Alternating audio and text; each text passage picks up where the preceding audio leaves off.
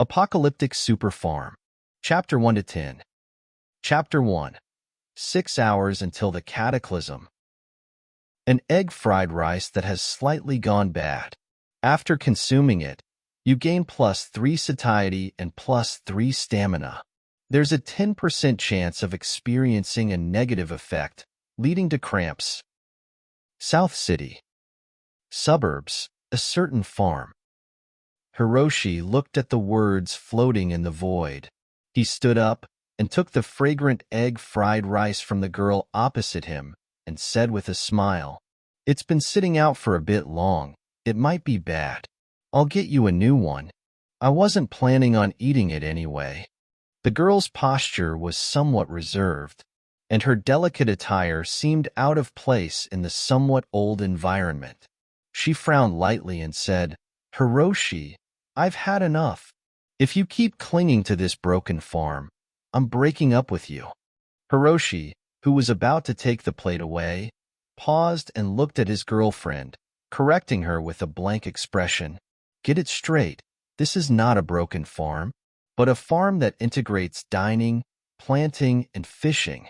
And besides, all your expenses for the past year have been earned from this so-called broken farm, including that Chanel scarf worth $3,000 you're wearing." Hiroshi, male, 26 years old, unemployed, running an inherited rundown manor, specifically farming and raising sheep.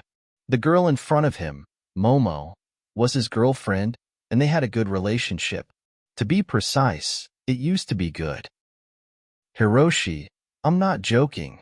My colleagues at the company are laughing at me for having a farmer boyfriend. If you don't get another job, we're not getting married." Momo frowned, staring into Hiroshi's eyes, speaking each word clearly. Hiroshi frowned. 3 months from now was their wedding date.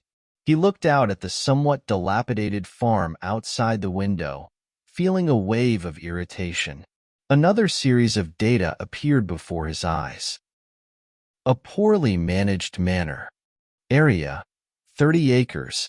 Available for fishing, planting, construction. Profit and loss status, loss. 7 days ago, his body suddenly underwent a mutation, and everything in front of him appeared with these remarks. But after testing, he found that this ability, besides providing more direct insight, had no higher function, and most importantly, it only worked within his manor. Once he left, he was no different from an ordinary person. This might be some kind of golden finger, but its appearance did not change Hiroshi's life. He still didn't become rich overnight and reach the pinnacle of life. In fact, he was now facing the embarrassment of being dumped by his girlfriend. After a long silence, Hiroshi finally compromised, sighing, "Okay, I'll go out and find a job." A smile appeared on Momo's face, as if celebrating her victory. At this moment, a sudden mechanical female voice sounded in Hiroshi's ear.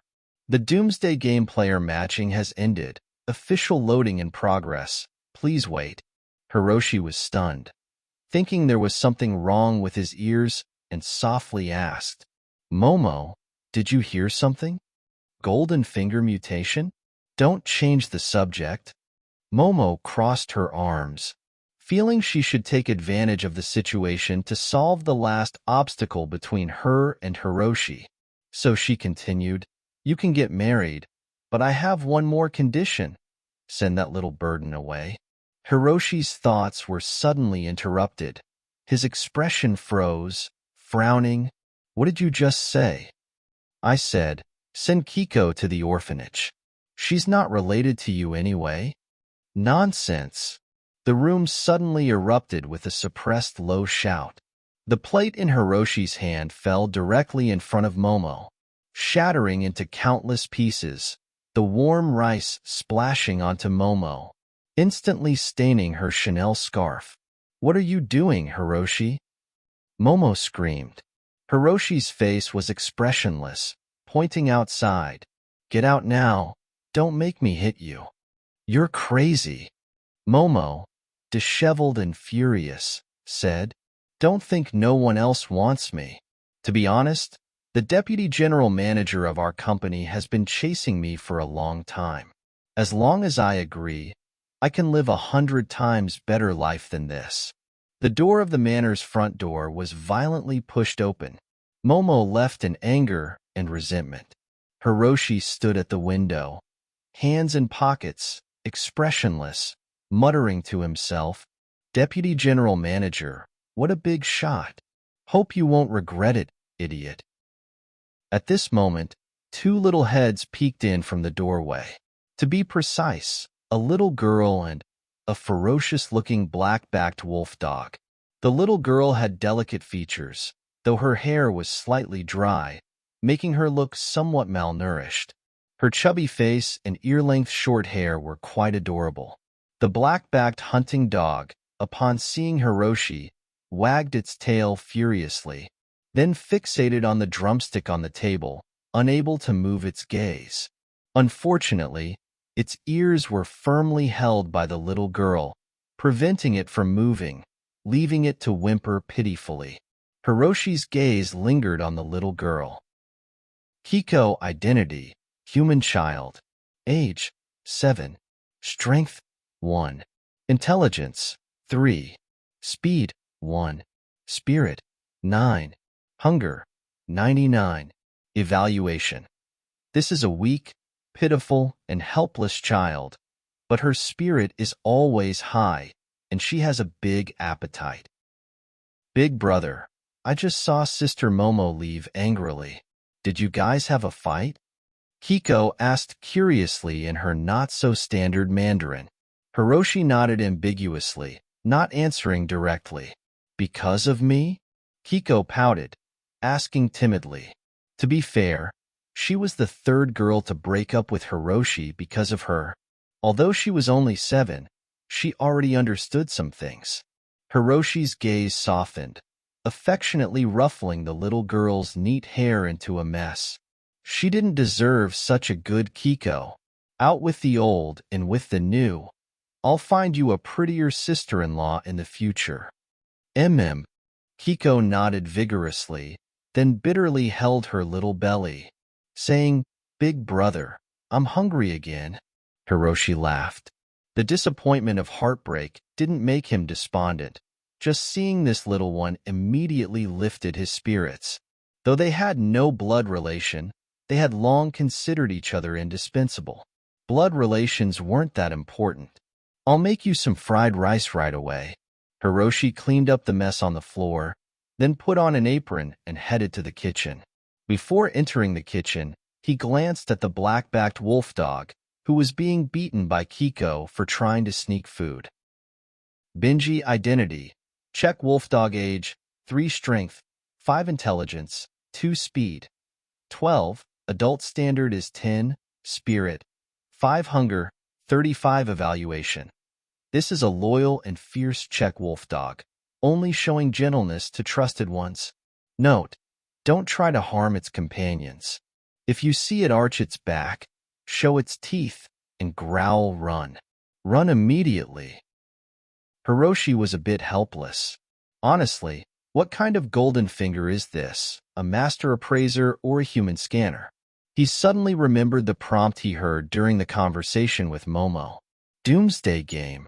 Speaking of which, recently, many strange things have been happening, such as sudden climate changes with snow in June, or large numbers of cattle and sheep dying for no reason in certain breeding areas. Hiroshi rubbed his temples and walked into the kitchen, took out a bag of rice, and poured in a suitable amount, then washed it clean. At this moment, the prompt sounded again in his ear. Ding! Game loaded successfully, shelter bound, points mall activated, novice rewards issued. Please explore on your own. The crisp female voice startled Hiroshi, but before he could react, a sudden unbearable pain hit his head. In an instant, he felt like his brain was being connected to a high-capacity storage device, with countless pieces of information pouring in. Moments later, he opened his eyes, panting, and was shocked to find a new virtual interface appearing in front of him. Doomsday Game Player, Hiroshi Shelter. A poorly managed manor, Level 1. Shelter Level 1 Skill Reward. Eye of Truth. All objects and creatures will be displayed in data form in front of the host. Level. Hostile Level. Points needed to upgrade to Fortress Level. 8 million. Area. 30 acres. Existing. Accommodation area. Planting area. Ranch area. Rugged terrain. At this moment, the vast farm was divided into 7 or 8 different areas by virtual light and shadow lines. Sunlit Level 3 area, suitable for planting, crop growth speed increased. Rich pastures, cattle and sheep can eat the most fertile grass. Rugged Edge area, ideal for building defensive works with half the effort. Hiroshi's mouth slowly opened wide. Then he saw an extremely striking crimson character in the upper right corner of the virtual interface. The doomsday is coming. Natural disasters will destroy the world. The shelter is your only fortress to rely on. Grasp hope and build a new civilization on the ruins. Player's sole mission: survive in the doomsday game and make your shelter the strongest castle. Time until the cataclysm: 5 hours. Chapter 2. A brother, a sister, and a dog make a world. Distraction era. The moment Hiroshi saw these 3 words, his heart pounded wildly. They seemed to possess a chilling power, making his hands and feet go cold. He abruptly walked to the window and looked up at the sky. What was once a clear blue sky was now covered in an eerie gloom. The brilliant sun appeared partially obscured, with darkness encroaching and spreading. An eclipse? Hiroshi knew that rare astronomical events like eclipses would be reported by the Astronomy Bureau and media a week in advance. Yet, he had heard nothing about an eclipse. This could only mean one thing. The system's warning about the destruction era might be real. This wasn't an eclipse. It was a sign of the impending apocalypse. The apocalypse is coming, and there's less than 6 hours left. What should I do? Hiroshi's mind was a whirlwind. After forcing himself to calm down, he thought deeply and spoke aloud. In an apocalypse, there will be sudden temperature changes and food shortages. Right? Clothing and food. Food, clothing, shelter, and transportation are basic necessities. History has proven time and again that during disasters, the most critical resources are warm clothing and food to stave off hunger. Securing these 2 essentials is the first step to survival. With this realization, he immediately rushed out, scooping up Kiko and the dog, Benji, and headed straight for the truck parked at the manor gate. 30 minutes later, Hiroshi returned from the city with his truck loaded with supplies, from winter clothing to culinary spices, and even a small diesel generator. It took him nearly 2 hours to move everything into the storeroom, but only then did he feel a bit more at ease. Big brother, why did we buy so much stuff? Kiko asked from the passenger seat, her little legs dangling and swinging as she gnawed on a chicken leg. Are you opening a supermarket? Indeed, from the variety and quantity of supplies Hiroshi had purchased, it could stock a small supermarket. In other words, if these supplies were for just 2 people, they could last 2 or 3 years. Better safe than sorry, Hiroshi replied, not directly addressing Kiko's question. After all, the concept of the apocalypse was too frightening and foreign for a child. He checked the system prompt again. Time until the destruction era: 3 hours, 26 minutes, and 37 seconds. The sky was growing even darker. The sun was now more than half obscured, casting an oppressive atmosphere over the world. Hiroshi's home was a 2-story building within the manor. The first floor had been a dining area for guests, fully equipped with kitchen appliances. There was also a 100-square-meter storeroom connected to the kitchen for storing food and seeds. The second floor housed his and Kiko's bedrooms. After carefully closing all the windows on both floors and ensuring everything was secure, he went out to the livestock area. He herded the somewhat agitated cows and sheep into the barn and locked them in, finally allowing himself to breathe easier.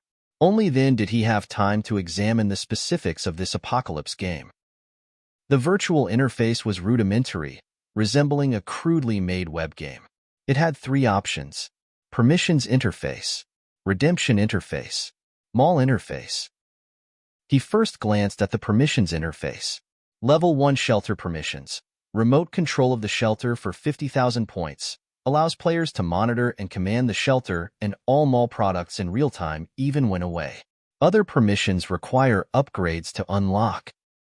Raising an eyebrow, Hiroshi then entered the mall interface.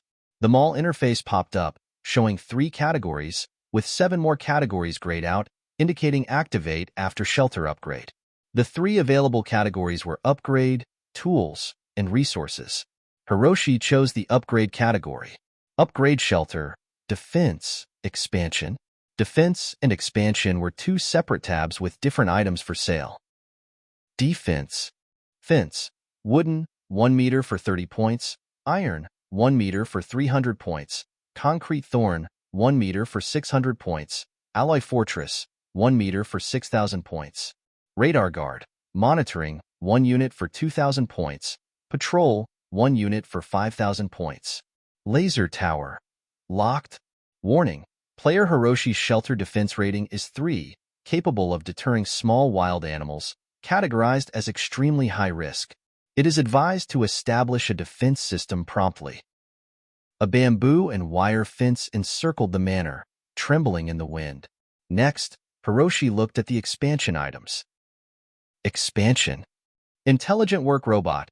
Household, 1 unit for 10,000 points. Agricultural, 1 unit for 50,000 points. Industrial, 1 unit for 500,000 points. Battle Warrior. Level 1 Hummingbird, 1 unit for 1,000 points. Level 2 Hound, 1 unit for 5,000 points. Level 3 Human, 1 unit for 50,000 points. Level 4 Tank, 1 unit for 5 million points. Level 5 Mecha, 1 unit for 1 billion points. Hiroshi felt dizzy seeing all those zeros. The prices were astronomical. Overall, this apocalypse game resembled Disaster Shelter or Red Alert, centering on a base for expansion or development. Feeling a bit overwhelmed, Hiroshi remembered he hadn't checked his newbie rewards yet. With trembling hands, he opened his inventory to see a package icon. He received points, 500,000. Radar, 3 monitoring units, 1 patrol unit. Battle Warriors, 20 level 1 Hummingbirds, 1 level 2 Hound. Seeds, radiation resistant 30 pounds of corn, 30 pounds of soybeans, 30 pounds of rice. Virtual Day, Energy, 300 out of 300. Level 1 Crop Growth Accelerant, 80 liters. Level 1 Livestock Growth Accelerant, 80 liters. Would you like to retrieve the items from your inventory? Hiroshi chose yes. Instantly, a pile of items appeared before him. The most striking were the mechanical battle warriors.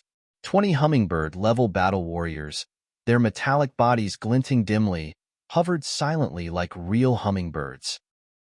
Curious, Hiroshi examined the mechanical guards. His mind worked like a high-powered computer, displaying their stats.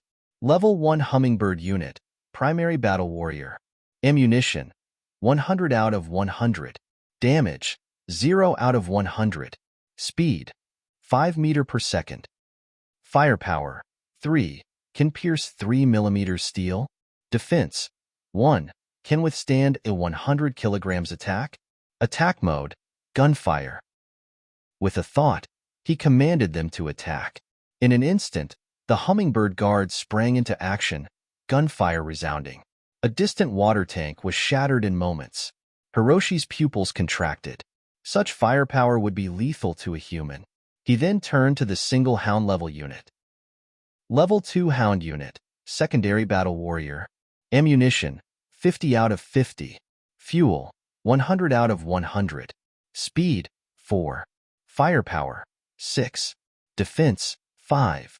Attack modes, burn, gunfire, bite. A flash of fire erupted. A 10-meter-long flame burst from the mechanical hound's mouth, creating a massive fireball. Even from 10 meters away, Hiroshi could feel the searing heat. This flame could melt steel. Yes. Seeing these items, Hiroshi couldn't help but laugh. The newbie rewards were indeed powerful. With these, even in the apocalypse, he had the means to survive. 30 minutes later, Hiroshi returned to the small building. His points had dwindled from 500,000 to around 30,000. He had bought 5 monitoring guards, 1 patrol guard, and 20 hummingbird-level battle warriors, and reinforced his manor with an iron fence. You couldn't be too cautious. In the apocalypse, the darkness within humanity would be fully exposed. In other words, in the face of disaster, people who lost their humanity became part of the disaster. Better to be prepared. With his manor now fortified, Hiroshi felt confident that no one could break in unless they were a trained military force. The TV was still playing Peppa Pig. Kiko laughed heartily along with the show. On the table was a half-eaten plate of fried rice and chicken legs. Hiroshi sat down and started eating, smiling as he asked, "Why didn't you finish?" "Not hungry. Benji and I are full." Kiko shook her head. "I saved this for you, big brother." Hiroshi paused, then smiled, taking a few bites before tossing the bone with some meat left to Benji, who was watching eagerly. Woof. Benji jumped up, happily gnawing on the bone. Hiroshi exhaled deeply. These days were indeed pleasant, but how much longer could they last? He glanced at the ominously dark sky and, after a moment of silence, gently patted Kiko's head, asking, "Kiko, if the world stays this dark from now on, will you be scared?" Kiko nodded. "Yes, I'll be scared." Then, as if she remembered something, she snuggled into Hiroshi's arms, pulling his arm around her shoulders, giggling. "But like this, I won't be scared." Chapter 3. The first era of destruction dawns. Apocalypse strikes suddenly. The clock on the wall ticked softly. The time now was 2 o'clock in the afternoon. Only 59 minutes remained until the arrival of the apocalypse. Outside the window, the sky had turned completely dark, with only a faint trace of light remaining from the sun. Kiko lay in Hiroshi's arms, fast asleep. After tucking her into bed and covering her with a blanket, Hiroshi picked up the remote control to switch channels, wanting to see how the media and officials were reporting on the strange celestial phenomenon. In the past few hours, he had thoroughly examined all the items in the system and the shop. The shop had 3 main categories: upgrades for fortifying the shelter, tools for daily life, and resources for various needs. However, the tools category was not limited to ordinary household items. With a scroll down, one could find weapons, firearms, various large machinery, and even wall-breaking machines and seismic devices. In other words, anything one could imagine or need was available for purchase in the shop. The resources category was even more extensive, ranging from crop seeds to livestock offspring, including water sources, growth accelerants, medicines, fuel, and even high-powered artificial suns. Looking at his meager points, Hiroshi realized that investing them in the shop would barely cause a ripple. At this moment, Hiroshi finally understood the true meaning of the word tycoon. With enough points, he could turn his estate into a top-tier military base in no time. Then, no matter what storms raged outside, it would stand firm. "Exchange system," Hiroshi muttered, turning to the last interface. The exchange system was the only source of points. Level 1 edible crop 1 kilogram for 1 point. Level 2 radiation-resistant crop 1 kilogram for 10 points. Level 3 ancient medicine crop 1 kilogram for 1,000 points. Level 4 divine strength crop 1 kilogram for 1 million points. Level 5 super divine enhancement crop 1 kilogram for 1 billion points. The exchange system was mainly used for the recovery of crops, livestock, and minerals, with different prices based on their levels. "So they want me to be a full-fledged farmer." Hiroshi chuckled as he looked at the exchange system. Although the interface of the system was somewhat crude, its facilities were comprehensive. From supply to recovery, it provided a complete service. With this assurance, Hiroshi's mood finally calmed down. At that moment, the TV happened to switch to an astronomy program. "Hello, Dr. Lee. How do you view this sudden total solar eclipse? Why was there no advance warning for this total eclipse worldwide?" The host in a neat suit asked the astronomer guest. "Well, a total solar eclipse is just a common astronomical phenomenon in academia. However, the planet blocking the sunlight this time may have exceeded the distance limits of modern astronomical measurement instruments," the white-haired old scholar said casually. Based on my experience and discussions within our research institute, we conclude that this total solar eclipse is a once in 500 years event, but its duration will not be too long. There's no need to panic. I suggest that viewers sitting in front of the TV can call their family members to come out and watch this phenomenon together. So, you mean this is just a minor astronomical event that won't change our lives in any way, right? The host asked again. Exactly. The old scholar adjusted his glasses and said firmly. Hiroshi watched this scene, a hint of scorn and anger appearing on his face. A minor astronomical event? This is a raging storm sweeping across humanity. An hour ago, he had posted online to warn the public, but his warnings were ignored and even resulted in his account being deleted by internet police, along with warnings of arrest for spreading rumors. They claimed that if Hiroshi continued to post, his IP address would be banned. Seeing this, Hiroshi's heart grew cold. The clock on the wall continued its slow but unstoppable progress. The time until the apocalypse drew nearer, but Hiroshi's mood calmed down. Since things couldn't be changed, he decided to guard his own territory. He issued a command in his mind. Patrol guards stationed at the east, south, west, and north, and at the main gate for surveillance patrols. Each patrol guard leads 5 hummingbird warriors. The bloodhound warrior guards the residential building. If there are any intruders forcing entry, no need to report, just eliminate them. Under Hiroshi's command, 6 eyeball-shaped flying patrol guards, each leading hummingbird warriors, spread out across the estate like a swarm of bees patrolling their territory. And the bloodhound warrior stood at the entrance of the small building like an ancient stone lion, guarding it without moving an inch, its cold mechanical eyes emitting a terrifying green light. The usually faint sound of the second hand became as deafening as a giant bell in Hiroshi's mind. The Crimson System interface flashed a warning. The first era of destruction has arrived. All lively and lush plant life will die from today onwards. 30 days until the arrival of the second era of destruction. The second era of destruction will take away all active marine and aquatic life on Earth. Lucky players, cherish the time you have now. Chapter 4. The Radiated Earth, Hiroshi's First Crisis. Hiroshi stood still, stunned in place. The era of destruction did not come all at once but in stages. The first era of destruction destroyed the plants, and the second era would destroy the water sources.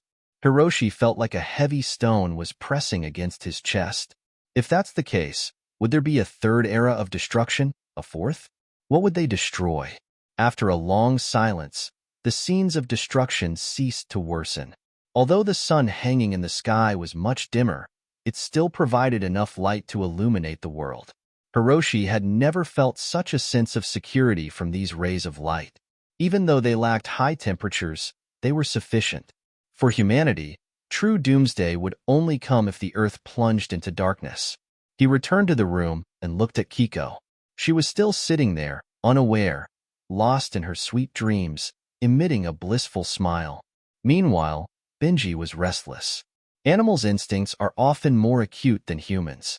It seemed to have sensed something, jumping around the room frantically, whimpering constantly, displaying both fear and anxiety. Thunk! Hiroshi opened the door, ready to check the situation outside. Benji dashed out right behind him.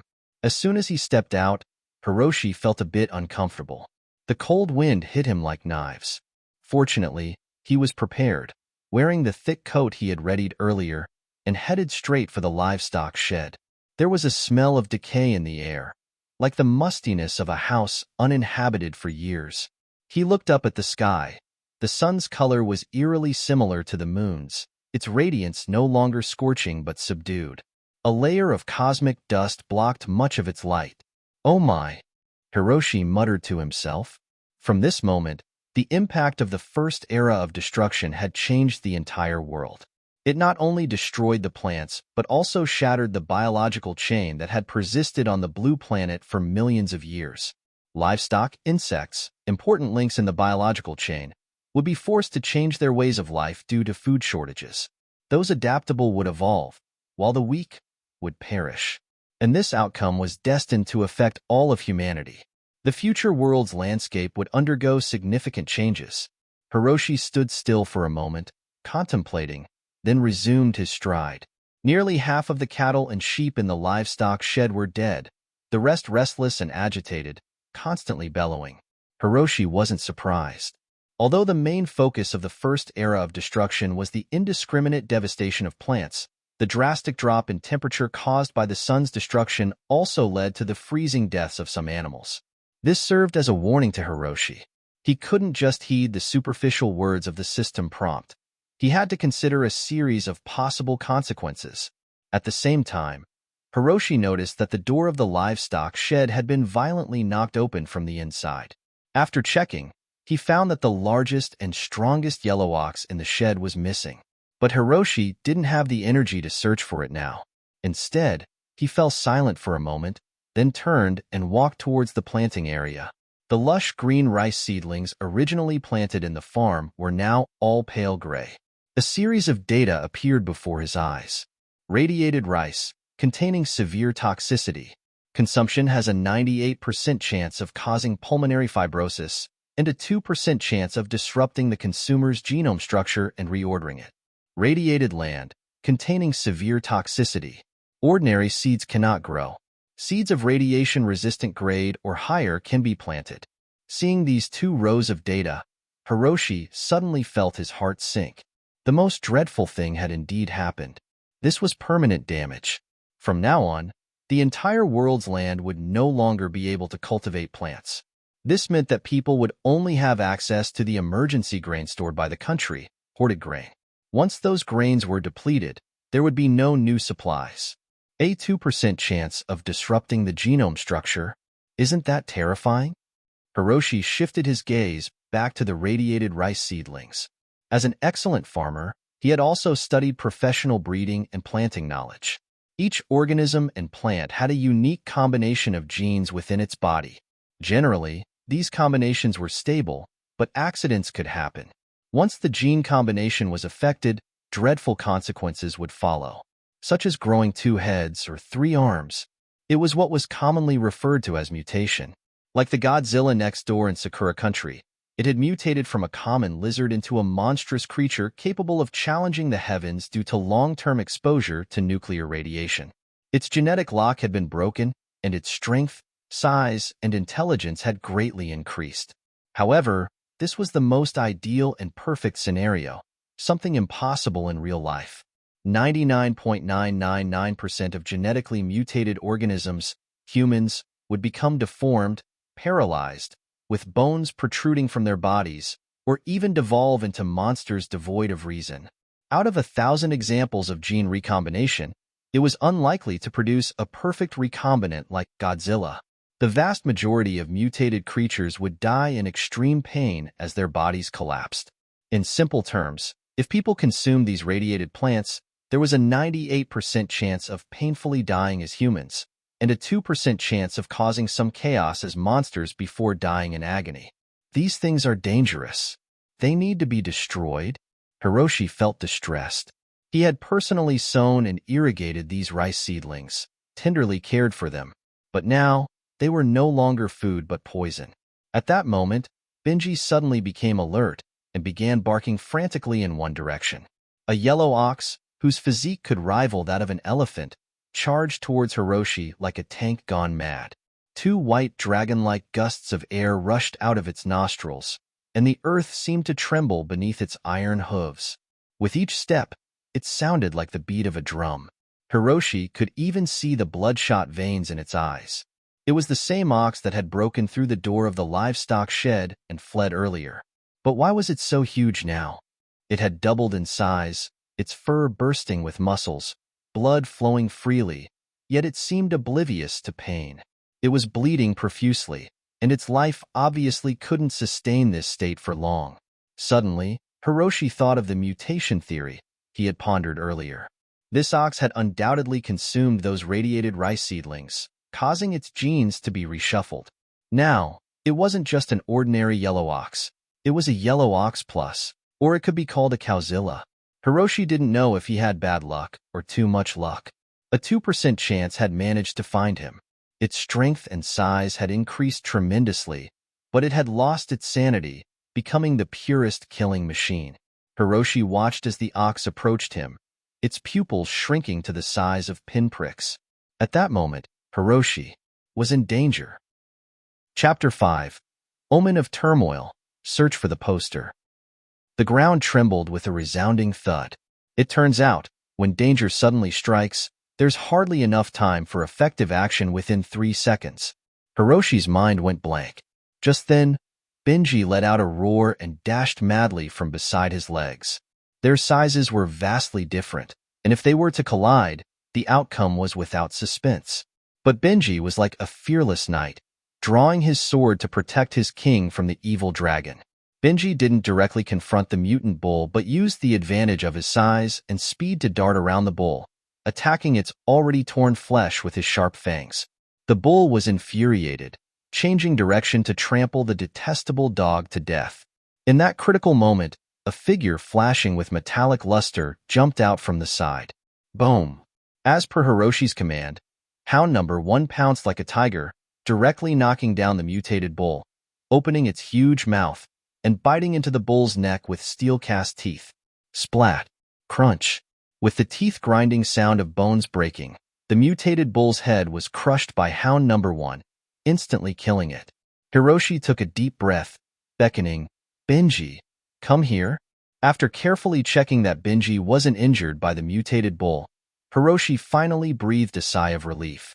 That was too dangerous. In the midst of the apocalypse, hidden crises lurked everywhere, and it seemed he needed to deal with these lurking dangers around him as soon as possible. If today's incident had happened to Kiko, the consequences would have been unthinkable. 5 minutes later, a fire ignited in the farm. Hiroshi burned all the plants that had been exposed to radiation, and the flesh of the mutated bull had also changed.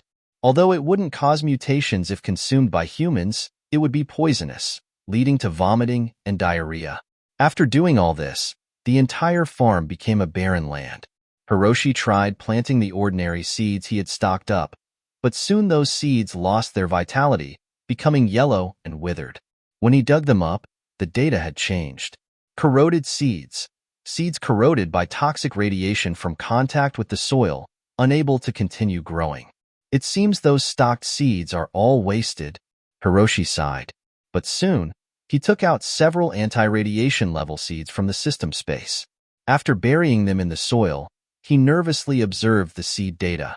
Anti-radiation rice seeds. Growth rate, 1%, 100% indicates maturity and harvestability. Required for growth, adequate sunlight, sufficient water. Growth cycle, 72 hours. Soon, after 5 minutes, the seeds didn't turn yellow and wither. Instead, the growth rate in the data changed to 2%. Anti-radiation level seeds could be planted. Moreover, its growth cycle was much shorter than ordinary rice, ready for harvest in 3 days. Hiroshi silently calculated that with this, at least his and Kiko's normal life would not be a problem.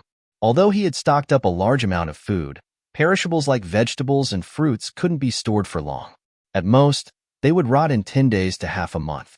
Once they were consumed and not replenished, Kiko and his body would lack a lot of vitamins, leading to various diseases or weakened immunity. Kiko was awakened by the scent of roasted meat. When she walked out of the bedroom in her Peppa Pig pajamas, she was almost sleepwalking. But when she tried hard to open her eyes and look towards the kitchen, her brain instantly rebooted. "Big brother, we're having roasted lamb tonight." Kiko ran to the kitchen, and behind the door, a small head peeked out, eagerly watching the meat skewers on the kitchen grill, which were golden brown and dripping with oil. Her mouth watered. Hiroshi didn't allow her to enter the kitchen because the kitchen utensils and fire were very dangerous. Besides, Kiko used to be quite naive. When she was 4 years old, Hiroshi was also roasting meat in the kitchen.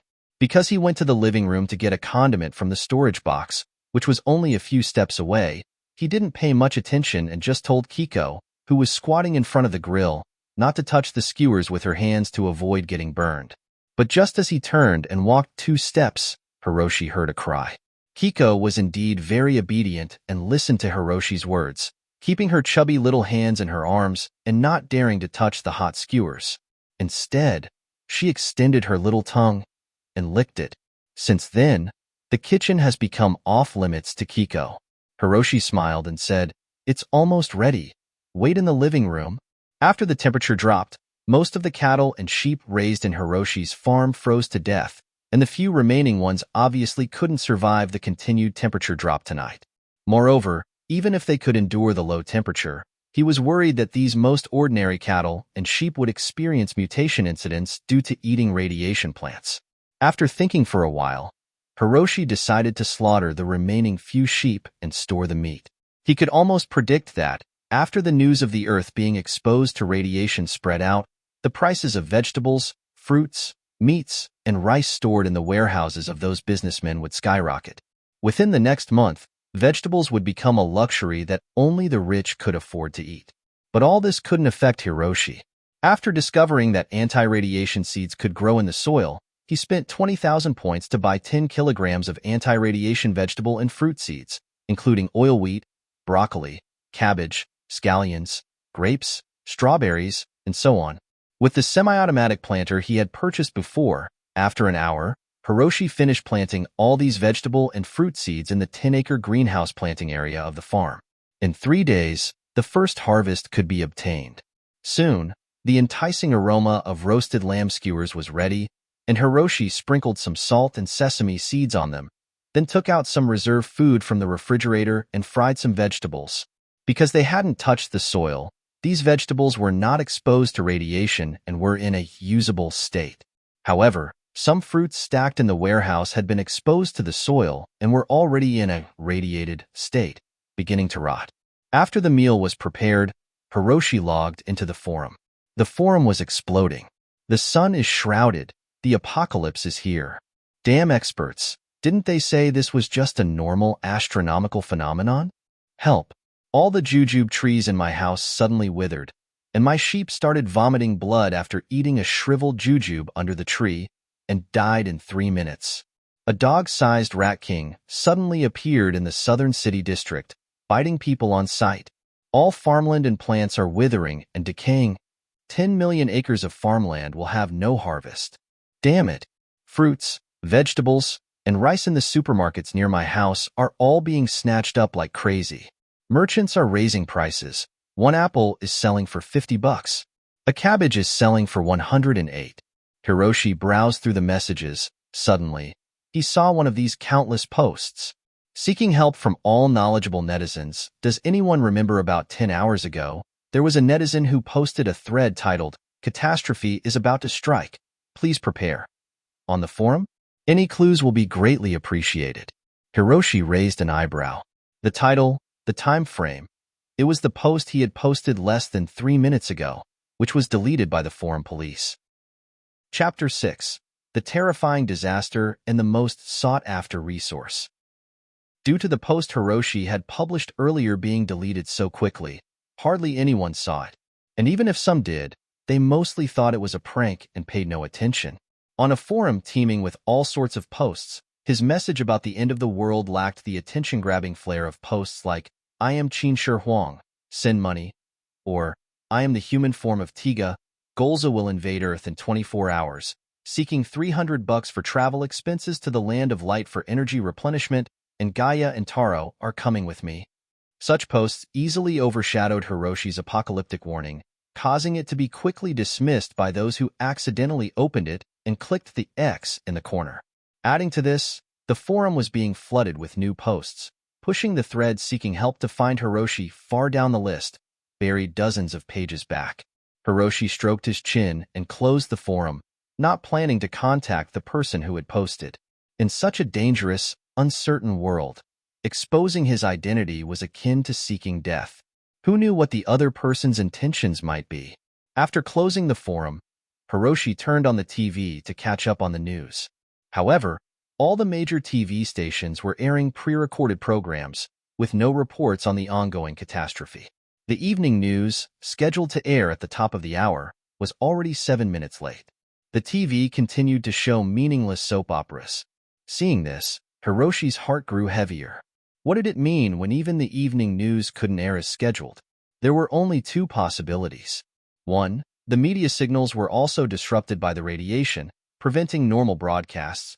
But this was nearly impossible since he had just accessed the forum and the internet signal was fine. The second possibility was that the aftermath and damage from this anomaly were so severe that the authorities dared not reveal the truth to the public, fearing it would cause a larger, uncontrollable panic. Could people already be dying? Hiroshi stood by the window, gripping the railing, a trace of worry in his brows. 7 p.m., South City Central Hospital. The emergency ward was filled to capacity, with some patients lying in the hallways, groaning in agony. The place was a scene of utter despair, resembling a living hell. Director. Bed number 2 is experiencing rapid breathing, a sharp drop in blood pressure, and chest hemorrhaging. Dr. Liu. Bed number 6 has gone into cardiac arrest. Notify the operating room for emergency resuscitation and prepare to inject adrenaline. Director. The operating room has no vacancies. The hospital was in chaos, with doctors and nurses rushing about, shouting to communicate over the din of suffering. In just 3 hours, 132 critical patients had been admitted to the central hospital. The symptoms were the same: rapid lung fibrosis and intestinal perforation. Upon questioning, it was found that all of them were residents from the nearby outskirts who had either consumed home-stored vegetables or eaten mutated livestock, showing severe respiratory symptoms within 10 minutes and rapidly deteriorating. Over 50 of them had stopped breathing by the time they reached the hospital. Dr. Wang, the director of the emergency room, had bloodshot eyes. Even with his 40 years of medical experience, he couldn't find any effective treatment for this sudden, severe illness. He could only use machines and stimulants to keep the patients alive for a few more hours, but eventually, they would succumb to multiple organ failures. This is acute poisoning, but it's completely unlike any known element of modern medicine. We can't find a specific antidote. Dr. Wang forced himself to remain calm, instructing his assistant, immediately issue a notice in the name of the hospital, alerting the media and the public that all South City residents should stop consuming home-stored vegetables and fruits. Also, get a patient's relative to bring samples of the contaminated vegetables from the suburbs for testing. Yes. The assistant replied loudly, then hesitated for a moment, looking at Dr. Wang. Director, my colleagues at other city hospitals are also receiving similar cases by the hundreds. Along with the solar flare, this could be a catastrophe for humanity. Dr. Wang adjusted his glasses and asked, "What are you trying to say?" With tears in his voice, the assistant asked, "Can we safely get through this disaster?" 9 p.m. Hiroshi finished cleaning up the dishes, taking a moment to rest. Kiko was still cheerfully watching TV on the sofa, engrossed in some show called Balala the Fairies. The protagonists, dressed in colorful outfits, waved their magic wands and chanted slogans to vanquish evil. It was a childish plot, but Kiko laughed heartily. The chaos and turmoil outside had no bearing on her world. I'm Ling Meishue, Big Brother is Prince Joy. I'm Pink, Big Brother is Blue. Benji is Gunera, the Dark God. All Black, Dadida, I'll destroy you. Kiko mimicked the fairies with a makeshift wand, pretending to vanquish Benji. Benji, lying by the sofa, played along, rolling over and sticking out its tongue, pretending to be defeated, its eyes showing a hint of tolerant pet patience. The carefree joy of children and dogs was a luxury Hiroshi couldn't afford. He glanced fondly at the two playing by the sofa, then returned to the news webpage. This time, there was an emergency report pinned to the top. As of 9:03 p.m., November 20th, 2025, the Federation death toll, 38,021. Global death toll, 486,527. Hiroshi's pupils contracted. He quickly read through the report. The numbers were staggering, each representing a life lost. The cause of death was simple: poisoning. Hiroshi knew it was from consuming radiated vegetables, fruits, and mutated livestock. He had underestimated the curiosity of food enthusiasts. For those who could eat centipedes and bats, radiated produce and mutated meat were not off-putting, but intriguing. What shocked him even more was the report of nearly 1,000 sightings of mutated beasts and even mutated humans worldwide. He had thought a 2% mutation rate wouldn't be high, but he forgot the global population base was enormous, and adding the wildlife from nature reserves, Even a 2% rate yielded terrifying numbers. The report ended with a warning in bold red letters. All Federation citizens do not consume home-stored fruits and vegetables, and do not eat mutated livestock until further notice. The brief 200-word report, much shorter than the usual long-winded news articles, signified the gravity of the situation. Hiroshi understood the saying about news reports. The fewer the words, the bigger the issue. He scrolled down to see tens of thousands of comments in 10 minutes. Looking to buy. Our city is locked down, and we have no supplies left. Anyone willing to sell, I'll pay 10 times the price. The largest grain merchant in our city was arrested for price gouging. Scary. I just threw out all the fruits and vegetables in my fridge and washed my hands 3 or 4 times with disinfectant. All the crops were destroyed within hours. Will there be a famine? The supermarket downstairs is out of rice and flour. I'm planning to buy a batch from the countryside. Hiroshi knew he was right.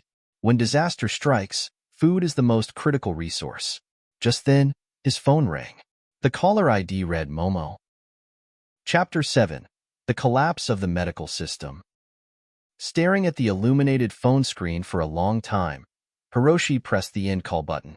No matter what had happened between them before, once Momo had uttered those words about sending Kiko away, their relationship was severed cleanly, irreparably.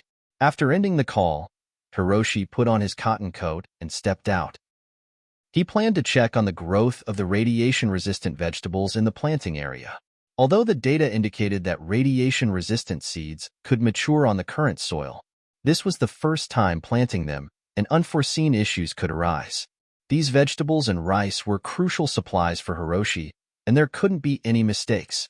Entering the greenhouse, he was greeted by warm, humid air. A fist-sized luminous object floated in the air, providing precious light to the greenhouse, enabling the chlorophyll in the plants to complete photosynthesis, absorbing energy from the light to grow. This was the artificial sun, obtained from the starter package. It could provide light energy for 300 days to crops covering an area of 100 square meters. In fact, the artificial sun had no physical form but was a source of energy. Name: Artificial sun. Energy: 300. Can provide necessary ultraviolet radiation for life forms. Energy item: can be split into multiple light sources. The artificial sun's description was detailed. Its role was to replace the sun. Moreover, the note in parentheses indicated that the artificial sun could be split into multiple parts. For instance, an energy source of 300 that could provide light to 100 square meters could be split into 2 energy sources of 150, thus providing light to 200 square meters, but only lasting 150 days. It's essentially diluting one energy source. Considering the growth cycles of these new crops and the dispersed layout of the greenhouses, Hiroshi had split it into 20 parts. Though this greatly increased the energy consumption, it also significantly sped up the crop yield. Once the first batch of crops was harvested, he could finally relax a bit. Squatting in front of the seedbed, Hiroshi turned on his inspection flashlight. The seeds planted in the afternoon had already sprouted some tender green shoots by evening. Radiation-resistant vegetable sprouts. Growth: 9%. Growth status: good. Time to maturity: 65 hours. Note: it's still very delicate and needs 8 hours of light per day, sufficient water, and your careful attention. Standing up, he saw the seedbed in the distance, filled with dense green sprouts, lush and vibrant, like a beautiful painting. Yes, the sprouts were healthy and growing well. Hiroshi couldn't help but clench his fist in triumph. Seeing this, the tension that had gripped him since the apocalypse began suddenly eased considerably. These sprouts, though still fragile, were incredibly significant. In this barren land, these tiny green sprouts represented hope. I have something else, Hiroshi suddenly remembered, pulling out a blue liquid bottle from the system-provided backpack. Name: Primary Crop Growth Accelerator. Usage: dilute 100 times with water before applying. Acceleration effect: radiation resistant, 10-fold. Ancient herb, 3-fold. Divine potent, not applicable. After a moment of contemplation, Hiroshi fetched a bucket of water and diluted the liquid at a 1:100 ratio. Carefully, he poured the diluted solution over a row of sprouts, watching closely. A sudden change occurred. Within seconds, the soaked sprouts began to grow visibly faster. Radiation-resistant vegetable sprouts. Growth, 10%, tenfold acceleration. Time to maturity, about 6 hours. Feeling a dry mouth, Hiroshi marveled at the system's capabilities. To shrink the growth period tenfold was astonishing. This meant by tomorrow morning, he could harvest the first batch of crops. Unable to contain his excitement, Hiroshi opened the system's store, using his remaining points to exchange for a kilogram of ancient herb seeds. Without minding the dirt, he planted the ancient herb seeds, also using the growth accelerator on them. This wasn't a spur-of-the-moment decision. It was a plan he had during dinner. Before the apocalypse, he thought he was well prepared. But now he realized many essentials were missing, especially medicines. With the entire city's medical system paralyzed, any illness he or Kiko contracted could be fatal. Ancient herb crops might play a crucial role at some point. Better safe than sorry. Ancient herb seeds. Growth, 1%, 5-fold acceleration. Time to maturity, 48 hours. After planting all the ancient herb seeds, Hiroshi stood up, looking at the land beneath his feet. In this apocalypse, this plot of land would allow him to live comfortably. Raising his fist to the sky, he couldn't help but laugh. To those who left me, watch closely. I will not only survive this apocalypse, I will thrive, living better than anyone else.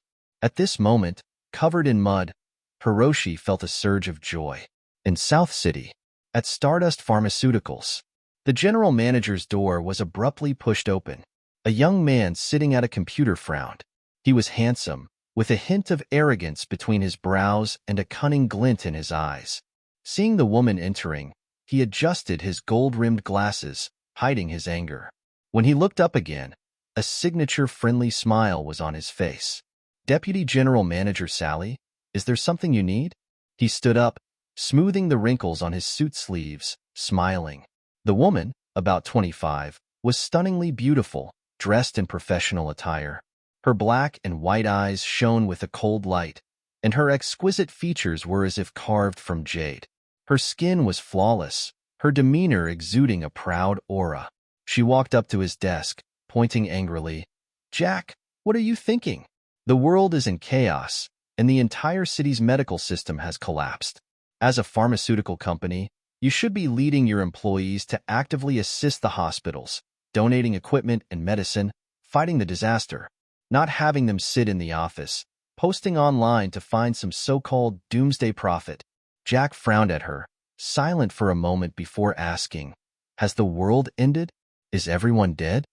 The woman was momentarily stunned. "I am a businessman. A businessman's goal is to always pursue profit," Jack said coldly. "Since the world hasn't ended and humanity isn't extinct, I will continue to chase profits and find opportunities in every crisis. As for the current medical crisis, I don't believe modern medicine can solve it. Our task now is to find the person who posted that warning. This disaster came too suddenly. I am increasingly convinced that the post I saw wasn't a prank. The person who predicted this must know something or have some solutions. You are also a shareholder and entitled to dividends." Jack paused, then smiled at her.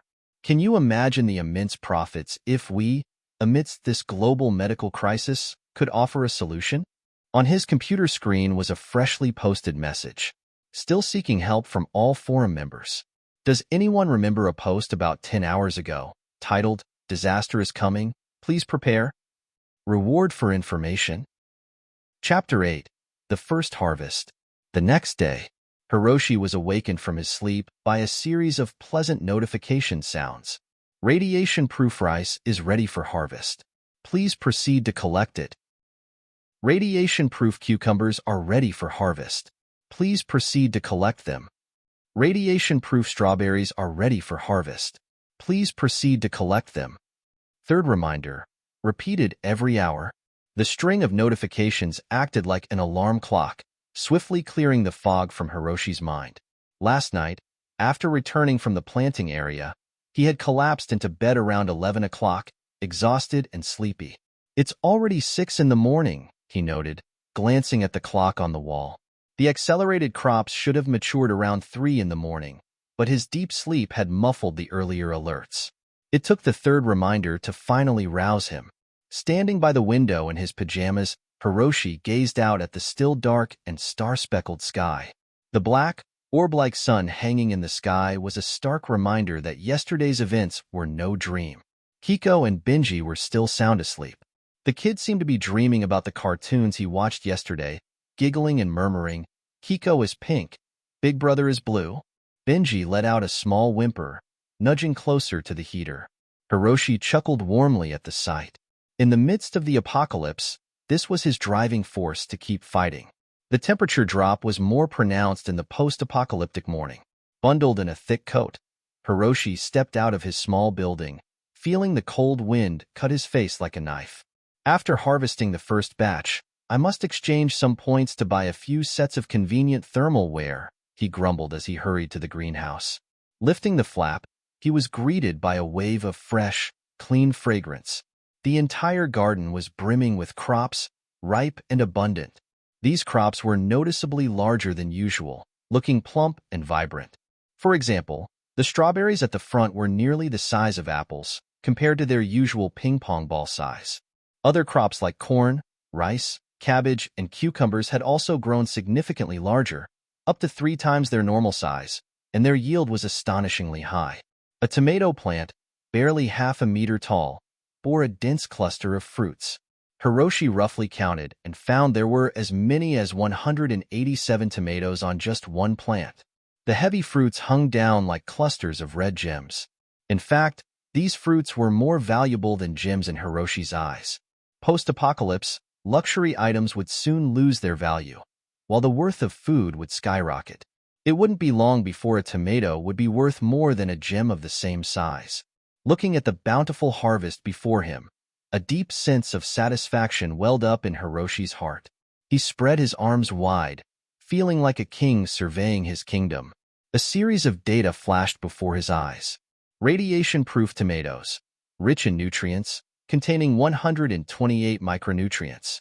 Long-term consumption can effectively enhance physical fitness.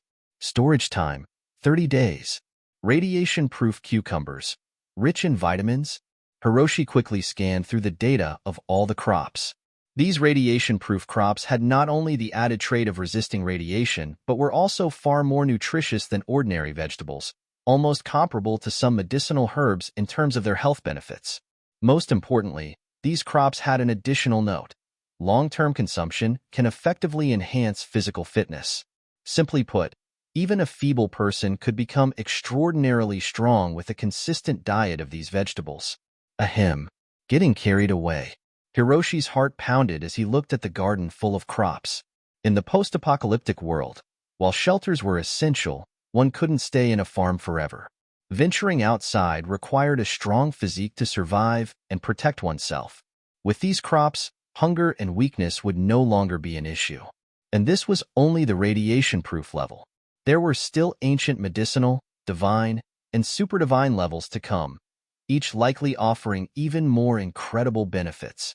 Who knows, perhaps he might even turn into a superhuman. Suppressing his excitement, Hiroshi began the harvest. Although the farm had harvesting machines, the process was time-consuming and tedious. By the time Hiroshi finished harvesting all the crops, it was already 10 in the morning. The greenhouse now held piles of cucumbers, radishes, strawberries, tomatoes, and other vegetables and fruits stacked like small mountains. In another greenhouse, corn, rice, wheat, and other grains were stored, ready for processing into food. A pile of radiation-proof cucumbers, weight, 300 kilograms. A pile of radiation-proof strawberries, weight, 100 kilograms. A pile of radiation-proof tomatoes. One by one, the data was displayed in Hiroshi's mind. The total yield from these 10 greenhouses reached a staggering number. Total, 6,000 kilograms, 12,000 pounds. If stored purely as food, this amount could last until Kiko was fully grown. However, it was impractical to store food for such a long time. Hiroshi's eyes were filled with complex emotions as he looked at the crops.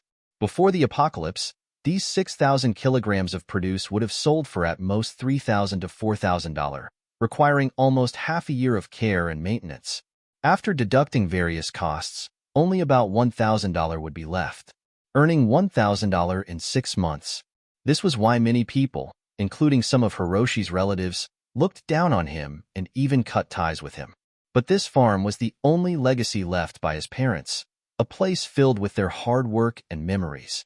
Hiroshi couldn't bear to abandon it, so he had persevered all these years. Now, the situation was entirely different.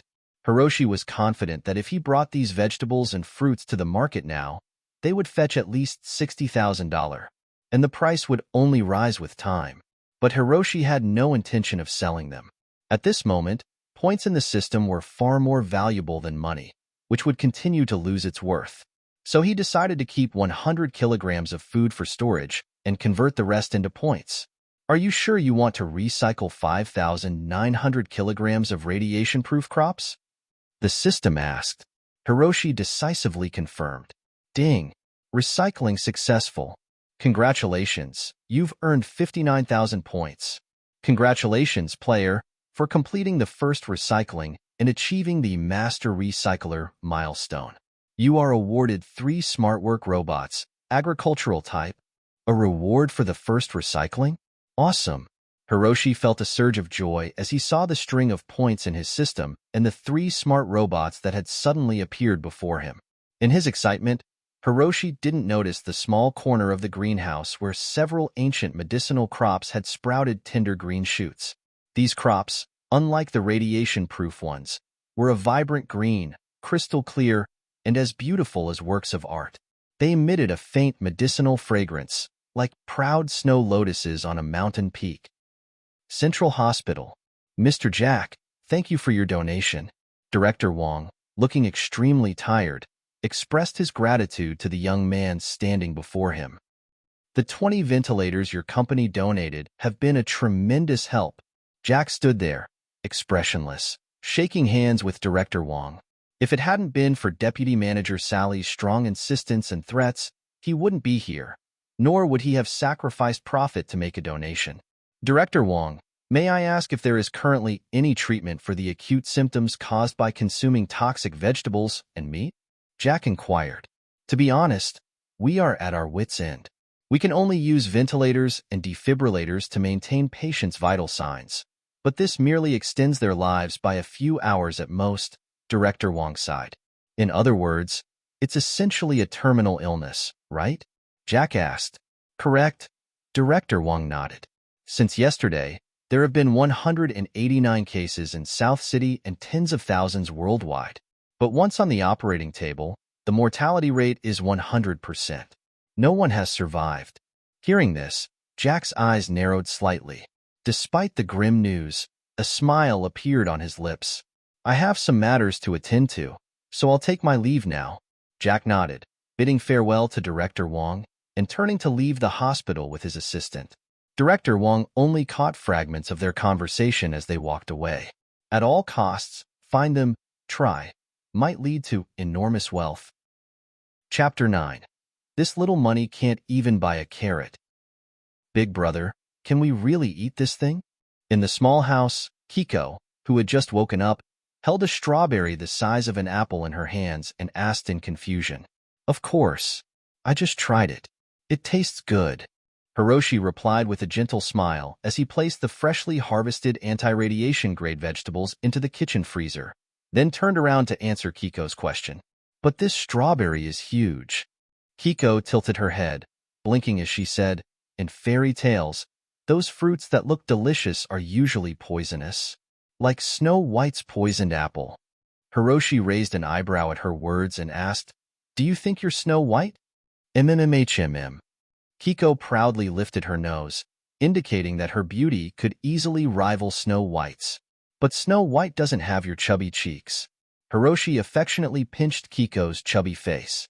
Ouch, that hurts. Kiko protested, resembling an angry little beast as she wriggled out of Hiroshi's grasp and placed the large strawberry on the table. Kiko is angry. Kiko is going on a hunger strike. Do you really not want it? Hiroshi picked up the strawberry and waved it in front of her. No. Kiko stubbornly turned her head, trying hard not to look at the juicy, red strawberry. Then I'll eat it myself, okay? Hiroshi pretended to turn away. Kiko tried hard to swallow her saliva, her eyes unconsciously drifting towards Hiroshi. No, Kiko, you have to hold on. You're the little princess. How can you bow down to the big villain? But that strawberry looks really delicious. If I take one bite, it should make my whole day sweet. With these thoughts, her mouth was practically watering. Snap! Kiko walked over to Hiroshi, hands on her hips, and pretended to be aloof. If Big Brother you apologize now, Kiko will forgive you, and Kiko won't go on a hunger strike anymore. Hiroshi glanced at her, raised an eyebrow, and deliberately looked away. Wah! Big Brother has changed. Big Brother has never treated Kiko like this before. Kiko understands. Kiko will disappear from your sight forever and ever. Kiko pouted, tears streaming down her face as she said, Kiko will make you regret it for the rest of your life. I'm really scared of you. Hiroshi finally couldn't bear it anymore, grabbed her, disregarding her strong protests, and messed up her neatly arranged short hair. Benji lay beside the sofa, watching the squabbling siblings with a familiar expression in his eyes. This wasn't an argument, it was just a way of expressing love. Big Brother, these fruits are really sweet. 5 minutes later, Kiko sat on the sofa with a fruit platter in her hands, using a small spoon to feed herself continuously.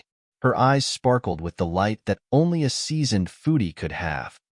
These tastes are completely new to me. Benji beside the sofa also held a large strawberry, wagging his tail as he ate. Hiroshi had tasted anti-radiation grade fruits before. Indeed, they had a much better taste than ordinary fruits, sweet and refreshing. Moreover, after eating them, there was a warm feeling in the body, as if all fatigue had been cleared away. Do you like it? Hiroshi smiled and asked. I love it. Kiko nodded enthusiastically. Then shall I bring them to you every day from now on? Hiroshi asked again. MMHMM. Kiko's eyes sparkled with countless little stars.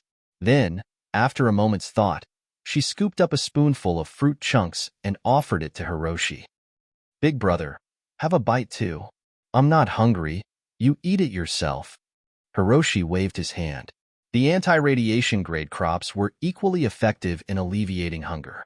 Since last night until now, he had only eaten 2 tomatoes, yet he didn't feel hungry at all. Have a bite, Kiko said again. I really am not hungry. Okay. Kiko sat down obediently. She glanced at Hiroshi's face from time to time, wondering how Big Brother could resist the temptation of the sweet strawberry. How did he do it? As a seasoned foodie, Kiko couldn't figure out this question no matter how hard she tried. Ring ring. Ring ring. Just then, Hiroshi's phone rang. He glanced down and all the smile on his face disappeared instantly. It was Momo. This was the second time Hiroshi had received a call from Momo since the apocalypse. Although he didn't know the purpose of Momo's call, Hiroshi didn't want to have any more entanglements with her. If it's time to break up, then let's break up cleanly. He directly pressed the hang-up button, thinking that he could at least have some peace and quiet. Hiroshi was annoyed when the phone rang again less than 10 seconds after he hung up. Ring ring. Ring ring. Is this endless? Hiroshi looked at the screen with the constantly jumping words, Momo, and finally began to feel irritable. He stood up, picked up his phone, and walked towards the kitchen. After closing the door, he pressed the answer button. Fine, I'll listen to what you have to say. The call connected. On the other end, Momo seemed to be in a very noisy environment, with occasional chaotic shouts and curses, mixed with the constant honking of cars, making it extremely unpleasant. Hello? What is it? Hiroshi's voice was cold, with a hint of impatience. On the other end of the phone, Momo's voice was also somewhat hoarse. Upon hearing Hiroshi's voice, she seemed surprised. It seemed that Momo hadn't expected Hiroshi to answer her call.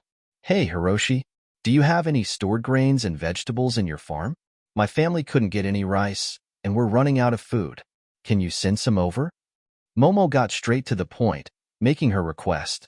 I'll send you a list on WeChat later. Just prepare according to the list. Hiroshi chuckled coldly at her words. Momo had always been like this. When they were together, Momo never called him unless she needed money or wanted him to work for free. Even after they broke up, she hadn't changed a bit, her words filled with a sense of entitlement. Momo, have you forgotten that we've broken up? Hiroshi said indifferently. I don't seem to have any obligation to help you with your affairs. Momo hesitated for a moment, then her voice turned cold too. Hiroshi, you're really heartless. After all these years of relationship, you don't even care about the past? Just then, a man's voice came from Momo's end, sounding very impatient. Momo, why are you wasting your time talking to him? These farmers are raising prices like crazy now, acting like they're somebody. Ask him how much his rice and vegetables cost. I'll pay him 10 times more. Hiroshi narrowed his eyes upon hearing the voice. He recognized it as the voice of Momo's company's vice president. A surge of anger rose in his chest. All right, Hiroshi, since you're not willing to remember the past, let's talk business. You need to deliver 100 kilograms of rice, 100 kilograms of flour, and 100 kilograms of vegetables to me right away. You name the price and I'll pay you. Momo's voice turned cold too. 30,000? 50,000? Or 100,000? Hiroshi laughed bitterly in anger. 50,000? 100,000? Let me tell you, this amount of money can't even buy a single carrot in my house. Chapter 10. The Terrifying Power of Ancient Medicinal Herbs. 100 kilos of rice, 100 kilos of flour, and 100 kilos of vegetables, altogether. Hiroshi's voice was cold and resolute as he spat out a number. 8 million. That's my friendly price. Hiroshi, are you out of your mind? Momo screamed, enraged. Fine, keep your rotten food. We'll find it elsewhere. I refuse to believe we can't get food without you. Ignoring Momo's outburst, Hiroshi hung up the phone. He never intended to sell the food to her anyway, even if she was willing to pay the exorbitant price. His earlier words were merely to toy with her. The current situation was uncertain, and his farm's radiation-resistant crops were unlike ordinary food. If news of them spread, it could attract unwanted attention and dangerous greed. Hiroshi was not yet strong enough to fend off potential threats, and being targeted now would bring endless trouble. However, Momo's call did confirm something. Food shortages outside were becoming severe. The market must be devoid of supplies, or she wouldn't have called him. He was right. Despite the government's efforts to mobilize reserve food stocks, no one knew when this disaster would end, prompting nationwide panic buying and hoarding. The moment fresh supplies arrived, they were immediately snapped up. Unless the soil's toxins were neutralized, the eventual depletion of stored food would lead to new crops failing to grow, and famine would once again loom like a monstrous specter. Time passed swiftly. 2 days later, Hiroshi woke early, brimming with energy, and hurried to the planting area. Today was the day the ancient medicinal crops would mature. Eager to see the wonders of these third-level crops, he had been busy these past 3 days, replanting radiation-resistant crops and using acceleration agents. He had harvested 4 times, totaling 21,000 kilograms. He set aside 30 kilograms of each type and sent the rest into the recycling system, earning 210,000 points. With his accumulated points, he could finally afford a small spree in the system's store. Opening the greenhouse door, a potent aroma of medicinal herbs greeted him even before he saw the crops. The fragrance was subtle yet soothing, calming his mind and easing his heart. Inside the greenhouse, a small plot had been specially designated, separate from the radiation-resistant crops. This 4-square-meter plot held 12 carrots, their leaves shimmering like jade, emitting a gentle, pleasant scent. Ancient medicinal carrots. Growth level, 100. Effects. Eliminates all toxins, illnesses, and negative effects. Storage time. Unlimited. Description. As long as you're still breathing, I'm your mobile ICU. Reading the description, Hiroshi was stunned. His hands trembled involuntarily. These were no mere vegetables. They were treasures of nature. In the realm of martial arts novels, they were akin to the mythical elixirs that could cure all poisons and heal grievous wounds. Hiroshi could envision the uproar these would cause in the medical community. Compared to these, Even 100-year-old ginseng and 1,000-year-old lingji would pale in significance. One phrase eliminates all toxins, illnesses, and negative effects, including irreversible damage, could outperform thousands of known medicines. In essence, with these, any terminal illness could be cured. Even if someone drank a bottle of paraquat or swallowed rat poison, they wouldn't die. This extraordinary effect was truly worthy of the title Ancient Medicinal. Hiroshi carefully dug up the 12 ancient medicinal carrots with a small hoe, cradling them as if they were the world's most precious treasures. They've been stored in the system's inventory. They can be accessed and used at any time. Can these ancient medicinal crops detoxify the radiation in the other crops?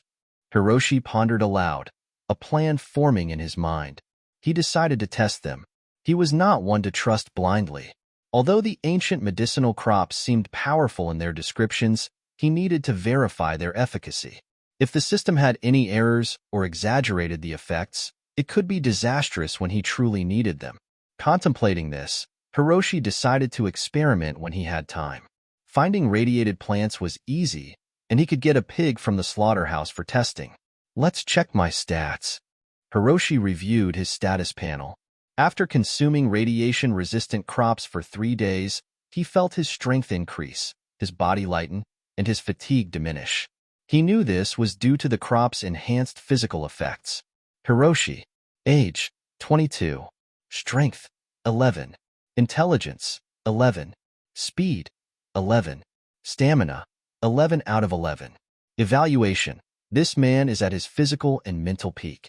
He is cautious and alert. His sister and dog are his dearest possessions. He may seem gentle, but do not cross his line, or you'll find he can be more terrifying than a demon. All his stats had improved by 1 point, showing significant progress. Reading his evaluation, Hiroshi couldn't help but laugh. Am I really that scary? He thought of himself as quite gentle, especially with his sister. Just then, a piercing alarm from the patrol guard interrupted his thoughts. Warning! Warning! Someone is attempting to breach the perimeter. Hiroshi's expression hardened, his eyes turning cold.